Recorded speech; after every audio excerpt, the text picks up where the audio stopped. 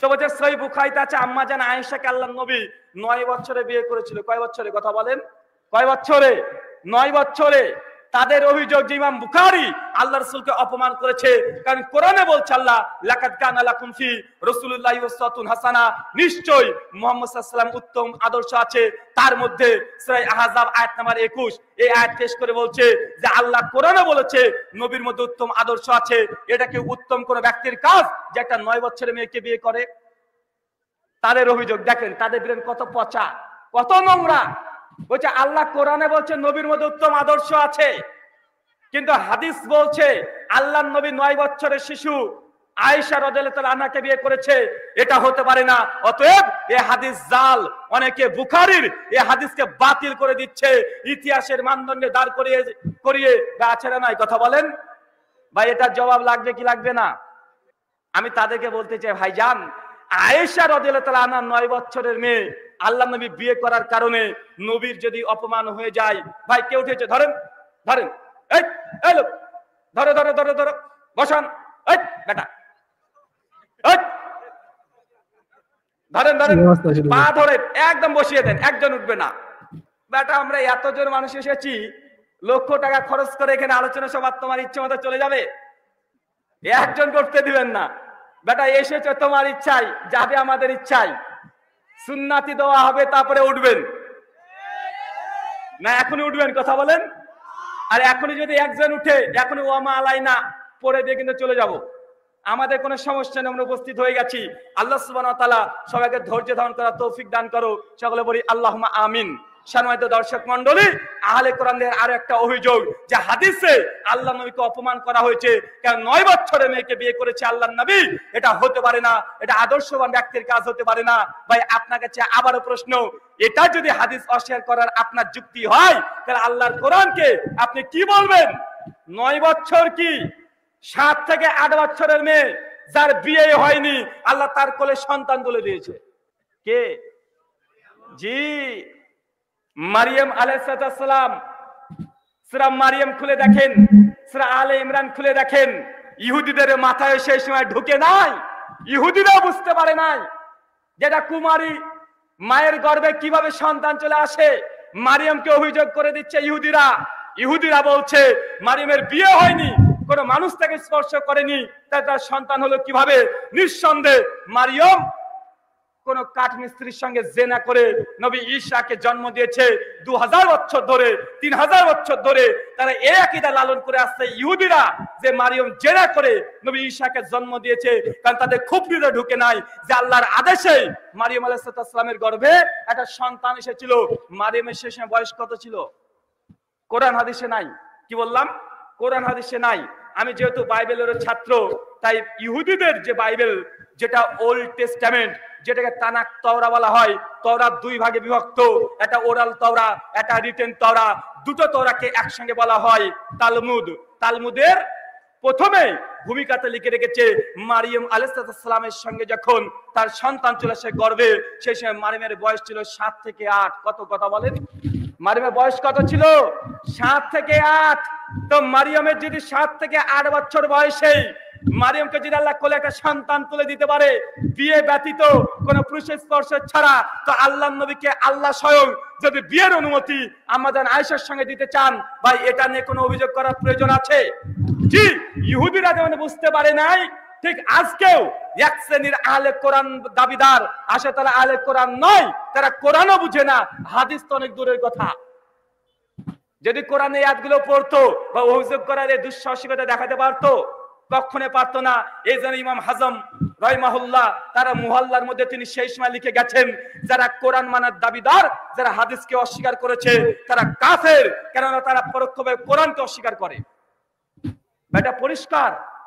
যাই হোক, এই অভিযোগটি পরের অভিযোগ। আমরা প্রথমে তার যে প্রথমে অভিযোগটা যেটা করলো সেটা আমরা আগে দেখে নিই। তিনি বলেছেন যে নবী সাল্লাল্লাহু আলাইহি সাল্লাম 6 বছর বয়সে আয়েশা রাদিয়াল্লাহু আনহাকে বিয়ে করেছেন, এবং এই বিষয়টা কেমন, এই বিষয়টা নিয়ে অনেক আহলে কোরআনরা, অর্থাৎ কোরআনপন্থীরা এই বিষয়টা নিয়ে খুব স্ট্রিক্টলি প্রতিবাদ করেছেন, এবং এই হাদিসের বিরুদ্ধে তারা কি করেছেন, কথা বলেছেন। তো যার জন্য তিনি হাদিসকে ডিফেন্ড করার জন্য কোরআনের একটা অপব্যাখ্যা মেরে দিলেন। কোরআন শরীফে নাকি মরিয়ম আলাইহিস সালামকে আল্লাহ তাআলা সন্তান প্রসব করে দিয়েছেন যখন তিনি কুমারী ছিল, তার বয়স ছিল ৭ বছর। তো তিনি যেহেতু ৭ বছর বয়সে আল্লাহ তাআলা যদি অ্যা অ্যা পেটে সন্তান দিয়ে দিতে পারেন, তাহলে ৬ বছর বয়সে নবী বিয়ে করলে কি সমস্যা? এমন একটা কথা তিনি বুঝাতে চেয়েছেন। তবে চলুন আমরা আগে ১ম এ সেই আবার আগের মতোই আমরা হাদিসটি আগে দেখে নেব যে আসলে নবী সাল্লাল্লাহু আলাইহি সাল্লাম ৬ বছর বয়সে যে আয়েশা রাদিয়াল্লাহু আনহাকে বিয়ে করেছেন সেখানে কিভাবে কি বলা আছে এবং সেগুলো কতটুকু যৌক্তিক, এবং আমরা পরবর্তীতে তার যে কথাটার প্রেক্ষিতে যে কোরআনের আয়াতগুলো তিনি বলছেন সেগুলো আমরা জেনে নিব। তো তার আগ মুহূর্তে আমরা চলুন এখন হাদিসে চলে যাই। তো আপনারা যদি এই হাদিসটি দেখতে পাচ্ছেন যে এখানে ১৩৩ নম্বর হাদিস। এটাতে খুব স্পষ্ট এবং শর্টকাট একটি হাদিস।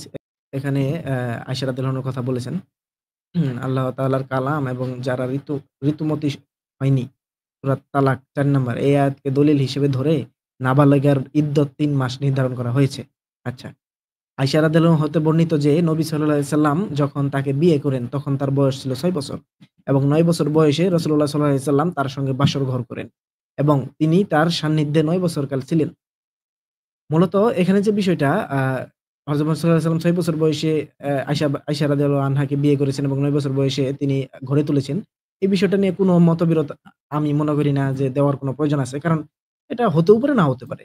কারণ ওই একেক সময়, একেক যুগে এবং একেক দেশে মেয়েদের উঠতি বয়সী সংখ্যা মানে সময়টা, বয়সটা আলাদা। যেমন আমাদের দেশে যদি, যেহেতু আমাদের দেশে মেয়েদের বৈধ করা হয়েছে বিয়েটা ১৮ বছর বয়সে। কিন্তু মূলত মেয়েরা কিন্তু ১০ বছর ১১ বছর বয়সেই সাবালিকা হয়ে যাচ্ছে। তাদের পিরিয়ড ঋতুকালীন সময় শুরু হয়ে যাচ্ছে। মূলত ঋতুকালীন সময়টা দিয়ে ম্যাচুরিটিটা, এটা প্রাথমিক একটা দিক এবং ম্যাচুরিটি যে বিষয়টা এটা কিন্তু আদৌ আমাদের দ্বারা ব্রেইন দ্বারা কিন্তু আসে। অর্থাৎ আয়েশা রাদিয়াল্লাহু আনহা কিন্তু, যেহেতু আমরা তাকে নিয়ে কথা বলতেছি, আয়েশা রাদিয়াল্লাহু আনহা কিন্তু আমরা যেনতেন সাধারণ মানুষ হিসেবে বা সাধারণ নারী হিসেবে কিন্তু এভাবে ধরতেও পারি না। কারণ তিনি নবী সাল্লাল্লাহু আলাইহি সাল্লামের বিবি ছিলেন। তার হয়তোবা সেরকম কোনো, মানে এগুলো হয়তোবা কথা, এগুলো বিশ্বাস যে করতে হবে এমন কোনো কথা নেই। তবে তাদের কথাটাও যৌক্তিক যে আয়েশা রাদিয়াল্লাহু আনহা তিনি হলেন এত নবী সাল্লাল্লাহু আলাইহি সাল্লামের স্ত্রী। তার ব্রেইন এত তীক্ষ্ণ যে তিনি এত কম বয়সেই আ তিনি ম্যাচুরিটি অর্জন করে ফেলেছিলেন। তবে আমি আপনাদের আরেকটি হাদিস দেখাতে চাই, যে হাদিসটি আপনারা দেখলে আপনারা হয়তোবা অনেকে দেখেছেন। এই যে দেখেন, এই যে এই হাদিসটা আপনারা হয়তোবা দেখতে পাচ্ছেন। এটা হলো সহিহ মুসলিমের ৬০০০ ৬৯ নম্বর হাদিস। হ্যাঁ, ইয়াহইয়া ইবনু ইয়াহইয়া রাদিয়াল্লাহু আনহু থেকে আয়েশা রাদিয়াল্লাহু আনহা থেকে বর্ণিত হয়েছে। তিনি বলেছেন যে রাসূলুল্লাহ সাল্লাল্লাহু আলাইহি ওয়াসাল্লামের কাছে পুতুল নিয়ে খেলতেন। মানে তিনি রাসূলুল্লাহ সাল্লাল্লাহু আলাইহি ওয়াসাল্লামের কাছে পুতুল নিয়ে খেলতেন। তিনি বললেন, আমার কাছে আমার বান্ধবীরা আসতো। তারা রাসূলুল্লাহ সাল্লাল্লাহু আলাইহি ওয়াসাল্লামকে দেখে লজ্জায় সংকুচিত হয়ে সরে পড়ত। রাসূলুল্লাহ সাল্লাল্লাহু আলাইহি ওয়াসাল্লাম তাদেরকে ডেকে আমার কাছে পাঠিয়ে দিতেন। দেখুন বিষয়টা, যে তিনি তখনও পুতুল নিয়ে খেলতেন, আয়েশা রাদিয়াল্লাহু আনহা, এটুকু তো হাদিস দ্বারা পরিষ্কার। এবং পুতুল আসলে বাচ্চা পোলাপানরা নিয়ে খেলে, এটাও একটা বিষয়। যদিও এগুলো কিন্তু নবীর সান্নিধ্যে নবীর শানে কোনো কথা নয়। কারণ আ নবীর বিরুদ্ধে আদৌ এই হাদিসগুলোই রয়েছে। নবীর বিরুদ্ধে আমরা কথা বলি না। নবীর বিরুদ্ধে হাদিসগুলোই বলে। তো এই বিষয়টা, এবং পুতুল নিয়ে অনেকেই থাকে। অনেক মেয়েরাই পুতুল পছন্দ করে, অনেক বড় বয়সী মেয়েরাও পুতুল পছন্দ করে। এটা কোনো বিষয় না। তবে তিনি তিনি যেহেতু আমরা যেহেতু বলতেছি যে তিনি একজন তীক্ষ্ণ ব্যক্তি, আয়েশা রাদিয়াল্লাহু আনহা এ এত বুদ্ধিসম্পন্ন ব্যক্তি, যার কারণে তার ৬ বছর বয়সে বা ৯ বছর বয়সে ম্যাচুরিটি আসাটা স্বাভাবিক ছিল। আমরা এটা ধরে নিতে পারি। তো তিনি যেহেতু এত তীক্ষ্ণ, সেহেতু তার পুতুল নিয়ে খেলার কোনো আগ্রহ থাকতে পারে কিনা একজন এত বুদ্ধিসম্পন্ন মেয়ের, এটাও আমার একটা প্রশ্ন থাকবে। যদি এই প্রশ্নের উত্তর তারা অনেকেই অনেকভাবে গোঁজামিল করে দেয়। তো চলুন আমরা এখন এই হাদিসগুলোর প্রেক্ষিতে, যে তিনি যে হাদিসগুলোকে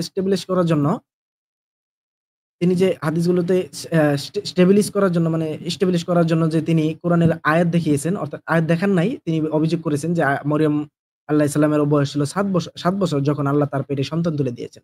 এই কথাটুকু কতটুকু যৌক্তিক আমরা চলুন একটু দেখে নিই। আমরা প্রথমেই চলে যাব সূরা আল ইমরানের ৩৫ নম্বর আয়াত থেকে।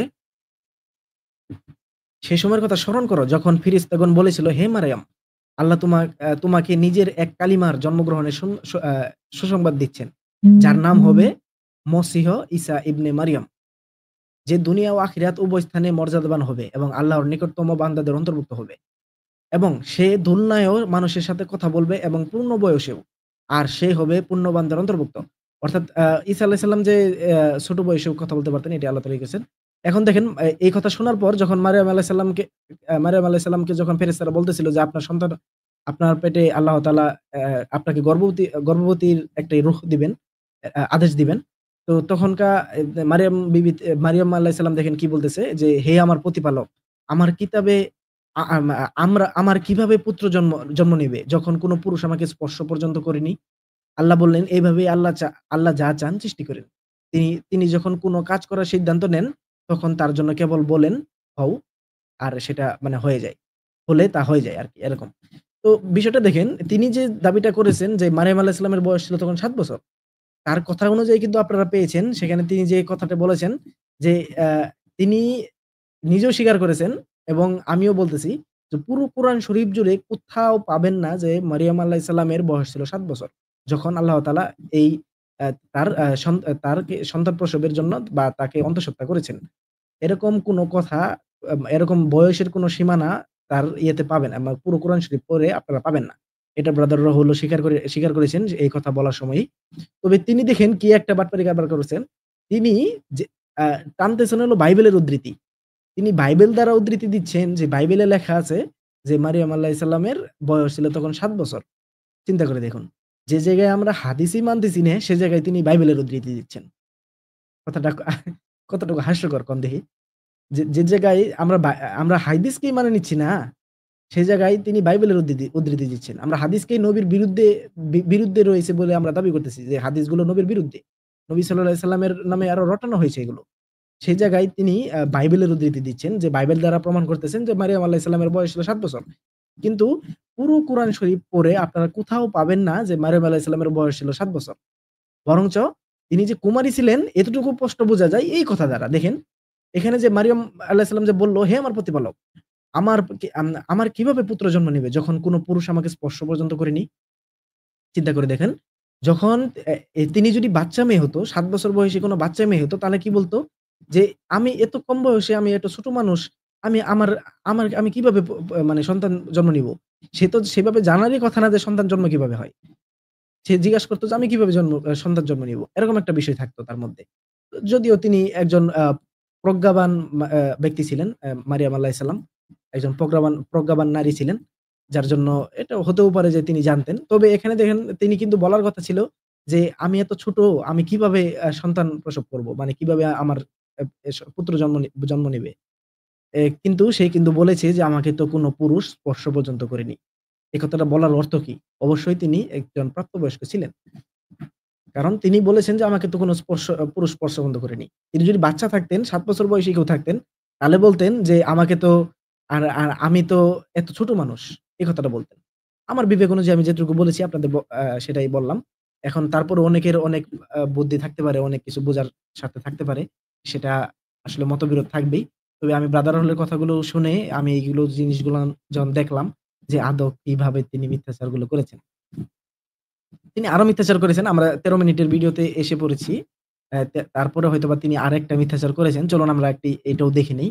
তিনি সূরা আল হিজরের ৯ নম্বর আয়াত নিয়ে একটি মিথ্যাচার করেছেন। মানে আল্লাহ তাআলা নাকি বলেন নাই যে তিনি কোরআনকে সংরক্ষণ করবেন। দেখেন তার কথাটি শুনেন।